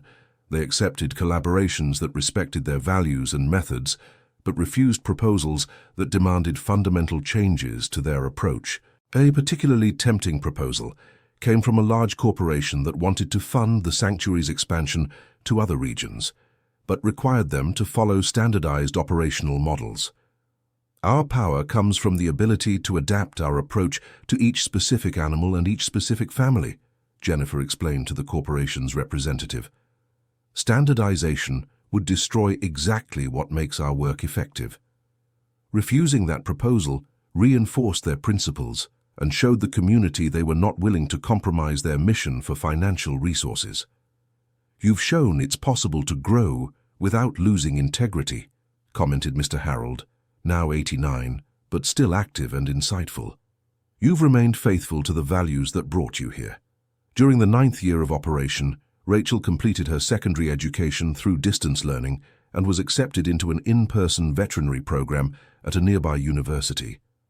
The decision to leave the sanctuary to study was difficult for the whole family. You always knew this day would come, Elizabeth said to Jennifer the night before Rachel's departure. Children grow up and follow their own paths, regardless of how they came to the family. I know that rationally, replied Jennifer, but emotionally it's hard to accept. Rachel has become so essential to who we are. Rachel, now 19, had become a confident and articulate young woman with a clear passion for veterinary medicine and social work. But her departure for university did not represent a separation from the family. This is not a goodbye, she said during a special family meeting on the eve of her departure. It's an expansion of our family. I will study to return with more knowledge and skills to contribute to our mission. And we will always have a room ready for you here, added Susan, emotional. This is your permanent home, no matter where your studies take you. Rachel organized her move so she could return on weekends whenever possible, maintaining her active connection with the sanctuary. She also planned to use the sanctuary as a site for practical internships for her veterinary studies. I will be a bridge between academic knowledge and the practical wisdom we learned here, she explained. I can bring new techniques from the university and also take our methods to other students. Her departure marked the end of one phase and the beginning of another for the family. For the first time in years, they were again 3 women and Mr. Harold, but now with the experience of having raised and launched a 4th person into the world. Rachel taught us that family also means knowing when to let go, reflected Elizabeth. True love doesn't hold on. It empowers and sets free. The space left by Rachel was gradually filled by new volunteers and temporary residents, but her presence continued to be felt through the structures and programs she had helped establish. One of Rachel's most enduring initiatives was a mentorship program where youths experiencing family difficulties could be paired with adults from the sanctuary who had gone through similar experiences. Rachel understood that one of our most important strengths is our own experience with overcoming, explained Jennifer to new volunteers. We aren't just people who studied trauma and abandonment. We are people who lived those experiences and found paths to healing. The 10th anniversary of the original discovery was celebrated in a special way. Rachel managed to organize her study schedule to be present, and the celebration included a complete retrospective of the family and sanctuary's journey. A documentary video was created showing the transformation of the place from the night when Jennifer had left her mother on the bench to it becoming an internationally recognized complex for animal and human healing. 10 years ago, I was desperate and committed what I thought was the worst act of my life, said Jennifer during her anniversary speech. Today, I understand that it wasn't abandonment, but the first step on a journey that led us to discover the true meaning of family. 10 years ago, I was losing my memory and my identity, added Elizabeth. Today, at 82 years old, I feel clearer and more purposeful than I have ever felt. 10 years ago, I lived only with hopes and regrets, said Susan. Today I live surrounded by the love I always dreamed of having with my daughter, but multiplied by a family I never imagined was possible. And 5 years ago, I was a young woman without roots, distrustful and afraid, added Rachel via video call from the university. Today I have a family that gave me stability to grow, and a mission that gives meaning to my life. Mr. Harold, as always, offered the final perspective. You have demonstrated that family isn't something that happens to you, but something you consciously create, and that when you create family based on unconditional love and shared purpose, you don't just transform your own lives, but you radiate that transformation to everyone around you. The 10th anniversary celebration also marked the launch of a collaborative book written by all 4 women, each contributing her unique perspective on the family journey. The book became an instant bestseller and was later adapted into a documentary and television miniseries. Our story isn't special because it's unique, wrote Jennifer in the book's introduction. It is special because it demonstrates possibilities that exist for all families. It shows that love, patience, and acceptance can overcome any initial circumstance. The book royalties were directed entirely toward expanding the sanctuary's educational programs and creating a scholarship fund for youths from non-conventional families who wanted to study veterinary medicine, psychology, or social work. We want to ensure our story inspires not just emotionally, but also practically, explained Susan. If our experience can open educational doors for others, we have fulfilled our greater purpose. During the 11th year, the sanctuary received its first visit from a governmental delegation investigating the possibility of incorporating its methodologies into public policies for family and animal welfare. You have created a model that could be adapted for government support programs for families in vulnerable situations, said the delegation coordinator. The integration between animal care and family therapy represents an innovative approach that could be replicated on a larger scale. The proposal was tempting, but also concerning. Government implementation often meant bureaucratization and loss of the flexibility that made their programs effective. We are honored by the recognition, Elizabeth replied diplomatically, but our experience has taught us that true care cannot be bureaucratized. It must remain personal and adaptable. After long discussions, they agreed to serve as consultants for government pilot programs while maintaining their operational independence. This partnership allowed them to influence public policies without compromising their autonomy. It's a way to multiply our impact while keeping our integrity, observed Rachel during one of her weekend visits. In the 12th year, an unexpected tragedy tested the family's resilience. Mr. Harold, now 92, suffered a stroke that left him partially paralyzed. For weeks it was unclear if he would fully recover. Harold is not just our guardian of the forest, said Jennifer during an emergency family meeting. He is our patriarch, our spiritual guide. We cannot imagine this place without him. The family organized to care for Mr. Harold with the same dedication he had shown them for over a decade. Elizabeth, with her experience in caring for people with health issues, coordinated the medical care. Susan organized the daily logistics. Jennifer managed the professional medical aspects. Rachel managed to arrange a semester of independent studies to return to the sanctuary and help during the crisis. Her presence brought youthful energy and optimism in a difficult period. Harold taught us so much about care and patience, she said. Now it's our turn to apply those lessons by caring for him. Mr. Harold's recovery was slow but steady. He maintained his mental clarity and gradually regained partial mobility, though he never returned to his previous physical capacity. I am learning that aging gracefully means accepting limitations while maintaining purpose, he said, during one of the most emotional moments of his recovery. You have shown me that I still have much to contribute, even if it's in a different way. Their experience of nearly losing Mr. Harold reinforced for the family the importance of valuing every moment and every person. It also made them reflect on the long-term sustainability of their programs. We need to ensure our mission continues even when any of us can no longer contribute actively, said Elizabeth during a conversation about succession planning.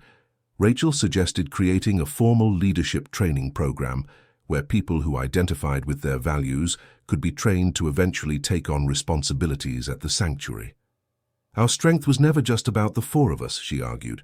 It was about the values and methods we developed.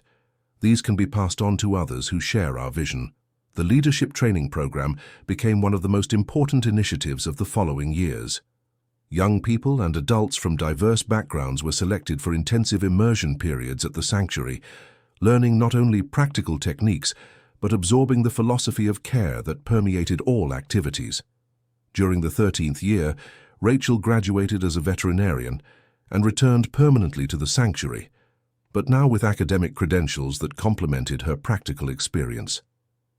"I can finally officially combine what I learned at university with what I learned here," she said during a welcome celebration. "I feel like I'm coming home, but as a more complete version of myself." Her return coincided with a new phase of expansion for the sanctuary.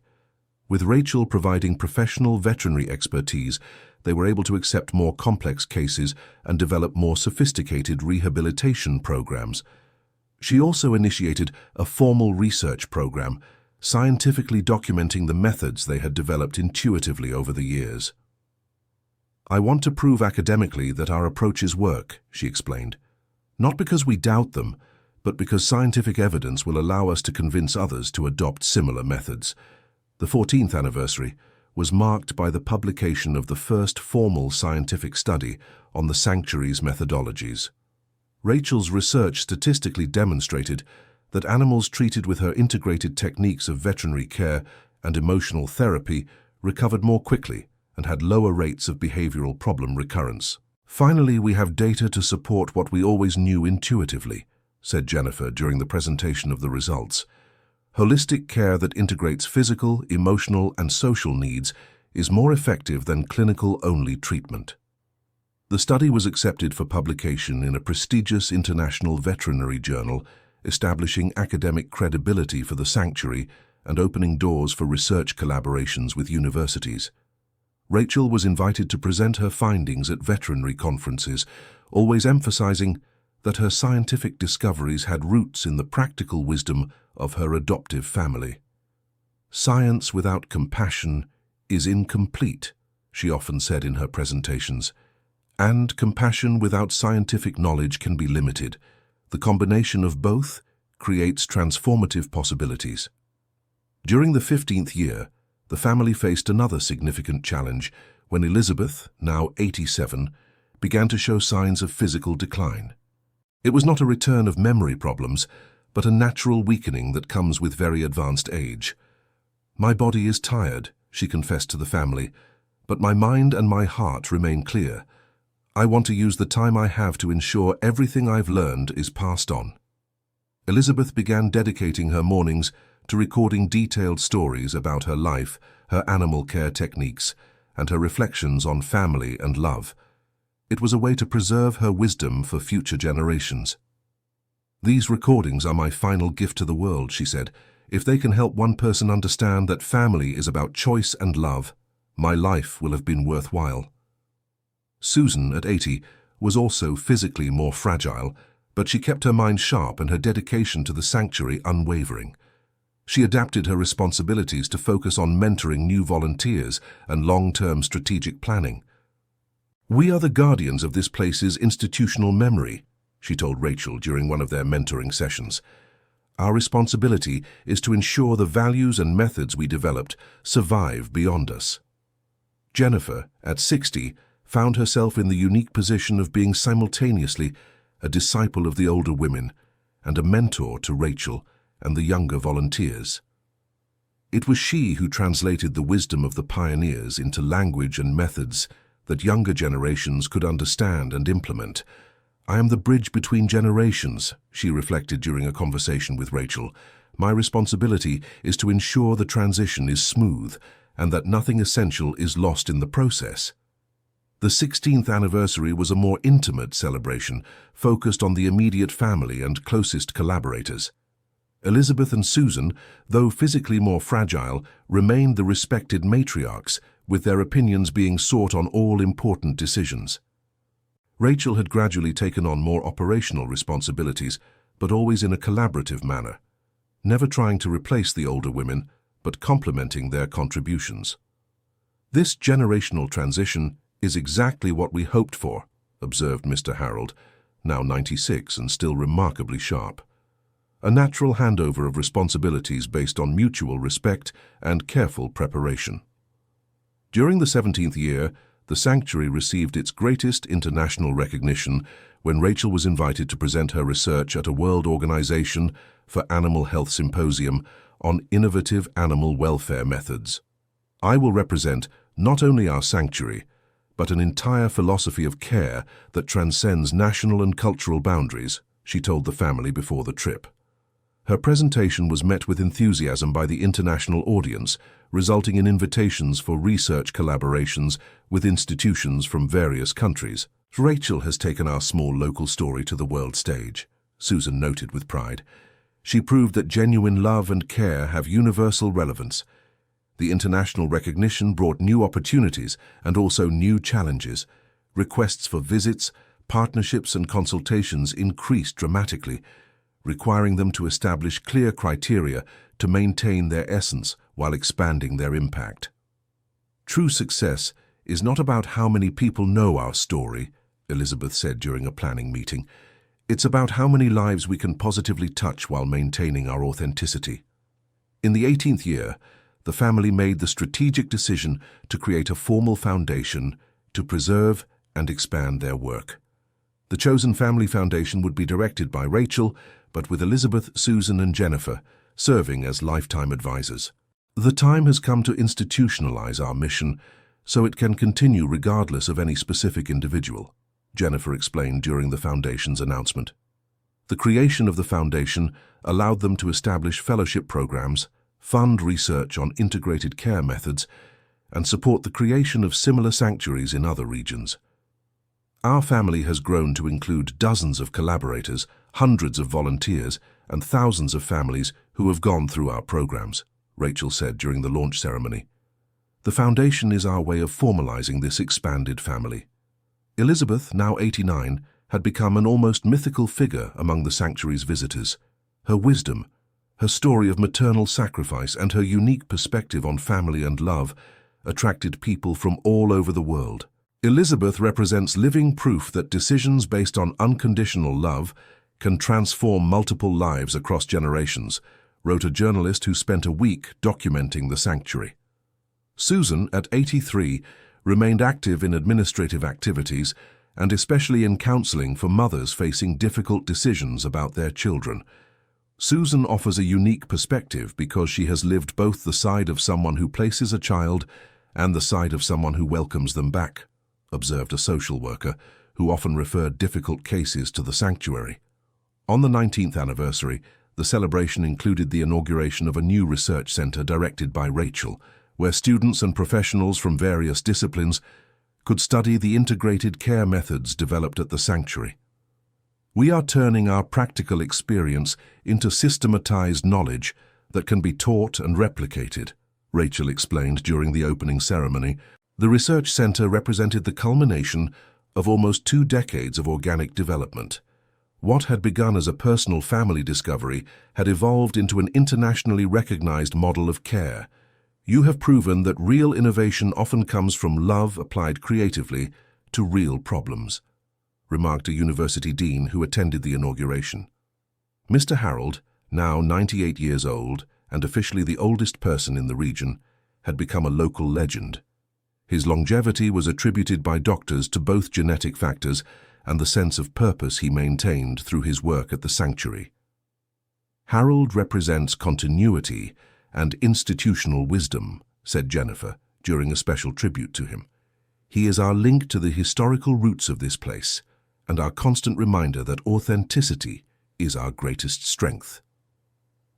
During the 20th year of operation, the sanctuary had become a pilgrimage destination for unconventional families from all over the world. The annual number of visitors had surpassed 10,000 people, including families, researchers, students, and people simply seeking inspiration. We have become a global symbol that family can be redefined and that love knows no conventional limits, said Rachel during an interview documenting the 20 years of operation. Elizabeth and Susan, now 91 and 85 years old respectively, had significantly reduced their physical activities but remained the spiritual guardians of the sanctuary.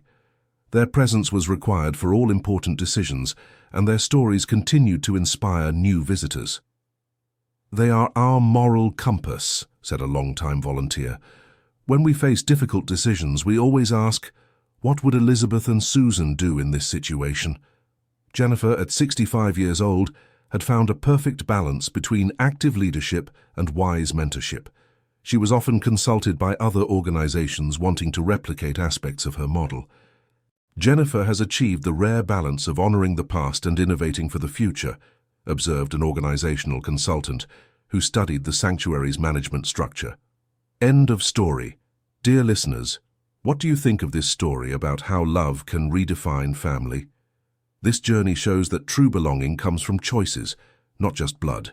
Leave in the comments. Which part touched you the most? Do you know similar stories? Share your experiences about unconventional families. Don't forget to like and subscribe for more stories celebrating the transformative power of unconditional love.